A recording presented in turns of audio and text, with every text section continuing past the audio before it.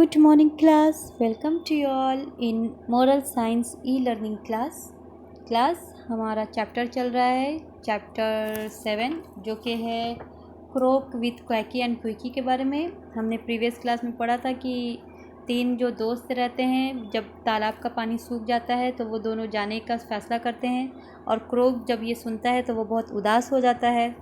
फिर quickie advice देती है, वो आइडिया देती है कि हम तीनों साथ जाएंगे। फिर होता है कि हम तीनों साथ कैसे जाएंगे, क्योंकि वो दोनों तो उड़ सकते थे लेकिन मेढक तो उड़ नहीं सकता था। तो मेढक जो होता है वो एक लकड़ी लाकर वो दोनों हंस को देता है और कहता है कि तुम दोनों इसके दोनों किनारे को पकड़ लो और मैं बीच को पकड़ लूँगा और तुम मुझे फिर लेकर उड़ जाना। अब हम आगे पढ़ेंगे, so let's start. Villagers looked up and shouted, "How clever the geese are to carry the frog in this way!" जब वो उड़ते हैं तो एक गांव से गुजरते हैं। गांव वाले ऊपर देखते हैं और वो चिल्लाते हैं, वाह कितना चालाक हंस है, देखो कितने अच्छे से उस फ्रॉग को लेकर जा रहा है। Kroc felt annoyed to hear their praise as it was his idea. Kroc जब उनकी तारीफ सुनता है, गीज़ की तारीफ़ सुनता है, वो हंस की तारीफ़ सुनता है तो उसे बहुत जलन होती है, वो बहुत नाराज़ हो जाता है क्योंकि ये आइडिया तो क्रोक का था, गीज़ का आइडिया नहीं था। Then some children of another village also shouted praising the geese to see them carry the frog like that in the sky. तब दूसरे गांव से जब वो गुजरते हैं तो वहाँ के कुछ बच्चे ऊपर आकाश की तरफ देखते हैं और चिल्लाते हैं और वो उन दोनों गीज़ की मतलब उन दोनों हंस की तारीफ़ करते हैं कि वो कितने अच्छे से उस फ्रॉग को कैरी कर रहे हैं और उसे स्काई में वैसे उड़ाकर ले जा रहे हैं। Little croc got even more jealous to hear this. वो छोटा जो क्रोक था वो जब ये सुनता है तो उसे और ज़्यादा जलन होती है। Soon they were passing over another village where people once again praised the geese. फिर उसके बाद वो दूसरे गांव से गुजरते हैं।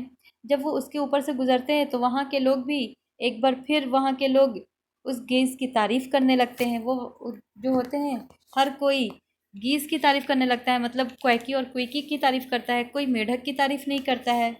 This time Croak could not tolerate any longer. He shouted very loudly to make the people hear that it was his own idea. अब इस बार क्रोक की तो हद हो गई भाई। अब इस बार क्या हुआ, क्रोक अपने सब्र पर नहीं, वो अपने पर काबू नहीं पा सका।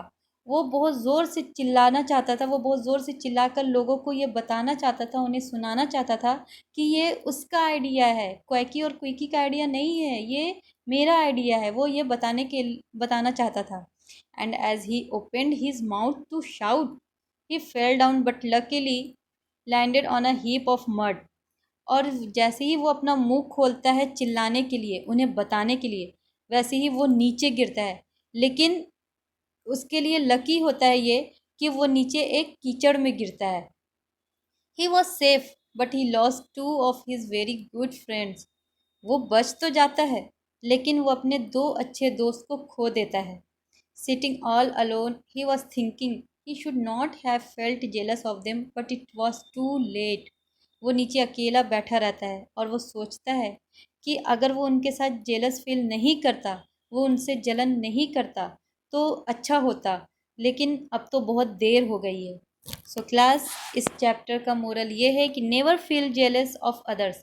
आपको कभी किसी के साथ, दूसरे के साथ दूसरों से जेलस नहीं करना चाहिए, दूसरों से जलन नहीं करना चाहिए, क्योंकि किसी से आप जलन करोगे तो आपका नुकसान होगा, दूसरे का नुकसान नहीं होगा। सो इसीलिए कभी भी किसी दूसरे इंसान से, कभी भी किसी दूसरे लोगों से जलन महसूस नहीं करनी चाहिए।